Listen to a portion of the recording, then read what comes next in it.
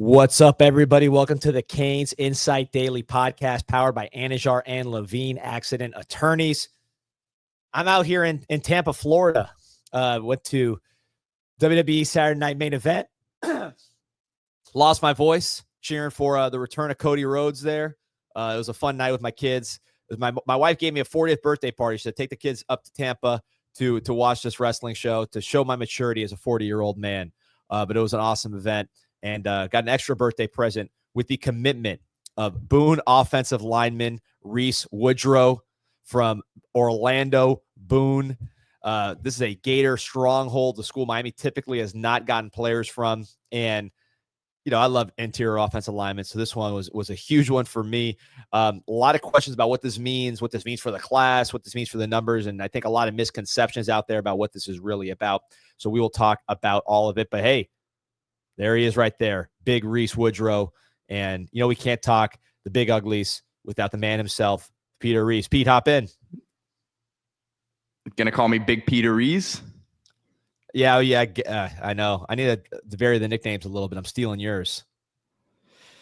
I'm getting a little connection unstable thing here. I don't know why. It has never happened with this setup. So maybe it might be your hotel situation, D. Hopefully we're good through here. But yeah, guys, let me know in the comments if there's any issues, but we had to go live, man. It's Reese Woodrow. You know, we got to do a live reaction here wherever we can get it. Got good morning from beautiful Cincinnati there from Canes fan 2269. Boyne coming live from Germany. A lot of comments here. So Pete, what's going on? Nothing much, man. Just excited here in the next hour. Got Championship Sunday for the Premier League. Newcastle needs 3 points, man, to get Champions League guaranteed. So I'm a little nervy here right now. I've probably had too much caffeine this morning, which doesn't help the nerves. But like you said, nothing will calm me down more than talking some gritty O-line play, right?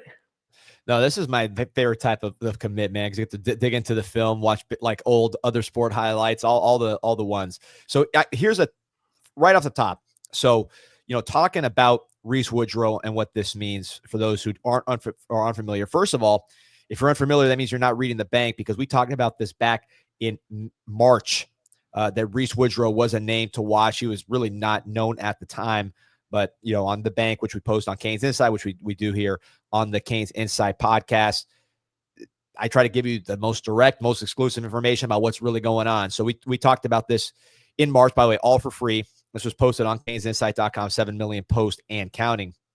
Sign up for free. Then the Reese Woodrow was a target. We already had a commitment from JJ Sparks, who was a center from Jacksonville Bulls. So people thought that we were out on these kind of interior offensive linemen in state. And I kept telling people that's not the case.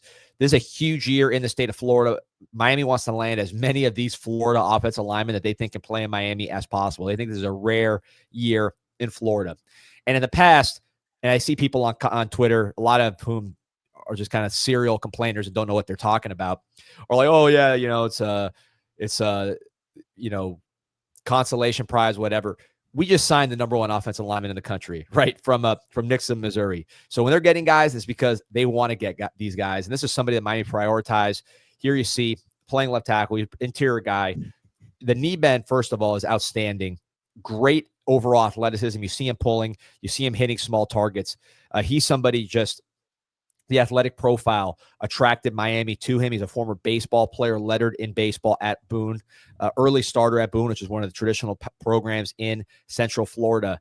And of course, look, this is their guy, but the head coach of Boone said this is the best offensive lineman the school has ever produced. Devastating blocker, people mover, diesel in the weight room.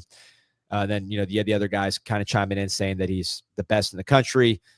Great student as well. Of course, that's their guy, so they're going to vouch for him. But as a school, it's not like they just only get one D1 player every blue moon. These guys have produced a lot of players, and they love this kid. So Coach Mirabal saw him, and he was on the radar already. Coach Mirabal saw him in spring, and Miami's putting a huge value on these spring evaluations. And what Miami saw in person, they loved. Again, just he has good size, strong legs, but the athleticism, that former baseball player kind of background. When they see him in action, moving in space, getting to the second level, hitting small targets, they see that athleticism. So that's something that attracted them to Woodrow. Of course, he's nasty, as you can see on some of these highlights. But they want to pair him with Cantwell, JJ Sparks, who was brought in from Bulls. Who else we already have here? Ben Congdon from Ohio, big, super talented wrestler with length. Who Mirabal just visited over the weekend or on Friday, I believe. There were pictures of him with the Congdon brothers. Joel Irvin, another guy who's, I think, an elite talent from the state of Florida. This is the best year in Florida, and this is the key part. This does not affect Brett College from IMG. It does not affect Cannon Pickett from Tampa. Big, huge guard prospects. Miami wants to land all these guys and build an epic offensive line class to complete what is to really get the most out of what's really a great year in Florida. Plus, you added the best player in the country out of state. Clutch, appreciate you. Said, join CanesInSight within the last month for free. 7 million posts and counting. Appreciate you, Clutch. He says, going to be joining Canes Connection here coming up, as well as like and subscribe. Appreciate the coverage. Appreciate you, Clutch. You remember the CanesConnection.com. Remember, use that /CIS link so you get access to exclusive Zooms. I did one this past week with info on guys that we were after and things I can't say in public. But, of course, that's directly through the collection, so you know what time it is. Yeah, College Aid, last piece. We need him. That's a big one. I'm gonna let these highlights. They still have like 3-4 minutes left on them. But I have a picture that I shared or was shared in one of our group chats yesterday. D, that I'll pull up here in a few minutes of him playing baseball as well. Yeah, I love those.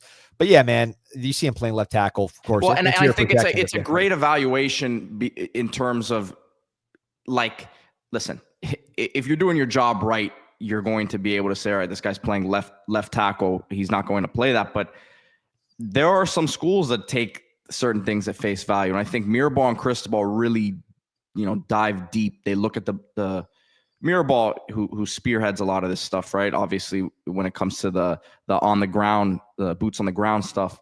But he's looking for these traits, right? That maybe aren't always visible. Obviously, they're shown here on film, but there's more underneath the hood than what it is right now. And just looking at old pictures of him too, like he's got this thick neck. He's got room to continue to. I mean, he's already a big boy, like you said, but playing left tackle, he's showing pretty good feet for his size. Not playing a position that he's necessarily probably built for at the next level. Right. And I think the knee bend, that's really the thing that jumps out physically, is he really can sink his hips down there and get under guys. You heard his coaches say he's a beast in the weight room. I mean, they would know right there in the weight room with him. That's not something that's publicly available necessarily. Of course, Jackson Cantwell, one of the biggest freaks in the weight room we've seen ever at Miami, coming in on the tackle. So he gets some weight room freaks, this guy being one of them. And then the athleticism in space, which, again, I'm told Miami, when they saw him in space, particularly when they saw him in the in-person eval, that was a big thing, just his ability in space. His coaches love him. There you see him. I mean, this is could he be another Matt Lee? I don't know. I mean, these are the kind of guys, Matt Lee from Orlando as well. These are the kind of guys you bring and develop. So there's just some more stuff on this class, right? So I mentioned, it's not going to affect College A. It's not going to affect Cannon Pickett. Miami's going to recruit those guys just as hard. And D, by the way, let's not forget Miami landed what a lot of people think was the best center in the country last year. They're top 3 center in SJ Alafatuli. Right. And so you want to get these guys competing with SJ, with everybody else, see who the best man is. But a couple things. So this Woodrow was not a total sleeper. He had official visits set up to to Louisville and FSU. So, in-state or in-conference rivals there, trying to get players like this. You now have 105 scholarships, which means if you have a position that's loaded in state, like Florida is loaded this year at offensive line, and you have the best offensive line coach, in your view, in the country, get as many of these talents in as possible and develop them, right? And see who can really be capable of winning a Joe Moore Award for you. So that's part of this equation as well, is just, hey, it's a loaded year. We got plenty of scholarships. We have the best offensive line coach in the country. Let's bring them all in and let them compete and see who the man is. That's part of the thinking here. Also, I mentioned. Go ahead. I keep going back to the center position, but I know that they like Nino Francavilla as well. And these guys could play guard as well. That's what I was going to say. That there are some of these guys have the versatility. SJ, I think, is a center because of his stature. But who's to say Woodrow can't play as a guard at the next level? He's 6'4", 6'3.5", I think it's the official measurement, and he's got those big legs. Here we go. So Clutch with a great point. We have 3 centers on scholarship. Can't imagine we hit the portal for another one moving forward. Miami's had a center from the portal every year, right? Since, I guess, 23. You had Matt Lee, followed by Carpenter, now James Brockermeyer. So, yeah, clearly they're trying to break that cycle here and develop someone homegrown. If they can't, they'll go back to the portal. But there you go. Look at this guy. He said he can't fit into his uniform. He said, wish a jersey fit me. Look at this. But again, look at the knee bend there. That's what I'm saying. And there's no coincidence that this multi-sport athleticism translates. Big legs, and then again the knee bend. So he has to wear a T-shirt, basically. He doesn't get to wear it's like a jersey. Look at that. Big back, man. This dude's big. This is a big boy. It's not a skinny, like put some weight on kind of guy. So, yeah, I think that's all part of this. Functional athleticism, though, man. There's how many big guys can turn their torso like that and swing the bat and not look like they're just out of. I haven't seen any video of his swing, but Boone's a big program. I'd imagine they have a good baseball program. So it's just, these are the things that I know they excite you, D, but for me as well, it goes a long way, I think. A lot of multi-sport guys on this offensive line. When you go to Cantwell, we know about his dual sport. I mean, he's like an Olympic caliber dual sport kind of guy. Ben Congdon, first year wrestling, finishing 6th in Ohio in heavyweight at 6'7". That's like unheard of, just to be that tall and to get it done in a tremendously difficult area for wrestling.